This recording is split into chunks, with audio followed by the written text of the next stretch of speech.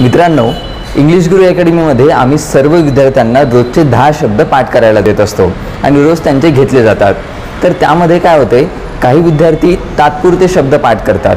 त्यांना जर ते शब्द 2-3 दिवसानंतर जर विचारले तर त्यापैकी काही शब्द ते विसरून जातात। पण आमच्या क्लासमध्ये एक असा विद्यार्थी आहे की तो इतके चांगल्या प्रकारे शब्द पाठ करतो की त्याला 3 दिवसानंतर, एका हप्त्यानंतर किंवा 15-20 दिवसानंतर जरी शब्द विचारले तरी तो एकदम बरोबर सांगतो। मी त्याला एक दिवस विचारलं की तू कोणती मेथड यूज करतो, कशा प्रकारे शब्द पाठ करतो ते मला आणि दुसऱ्या विद्यार्थ्यांना सांग। तर तो काय करतो की एक हप्ता किंवा 7 दिवस त्याने जेवढे शब्द पाठ केले तर तो सॅटर्डे आणि संडेला त्याची एक टेस्ट बनवतो।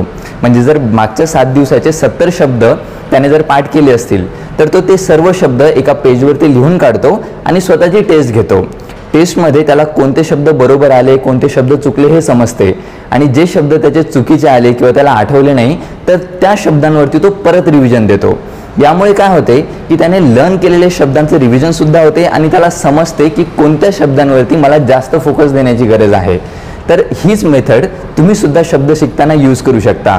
तुम्ही रोजचे जेवढेही शब्द पाठ करत असाल तर त्याची एक टेस्ट बनवा, 1 वीक नंतर किंवा 15 दिवसानंतर किंवा 1 महिन्यानंतर। बट शॉर्ट पिरियडमध्ये जर केलं तर बेटर राहणार। सपोज तुम्ही 7 दिवस रोजचे 10-10 शब्द करत आहात तर सॅटर्डेला किंवा संडेला त्याची एक टेस्ट बनवा आणि ती स्वतः सॉल्व करा। त्यामध्ये 70 पैकी तुम्हाला 60 आठवतील किंवा 50 आठवतील किंवा काही असे शब्द असतील की जे तुम्हाला पाठच होत नाही आहेत तर ते तुम्हाला समजायला लागेल। त्यानंतर त्या टेस्टमधून जेही शब्द तुमचे चुकलेले आहेत किंवा तुम्हाला आठवत नव्हते त्या शब्दांची परत एक वेगळी लिस्ट बनवा आणि त्याच्यावरती रिव्हिजन द्या।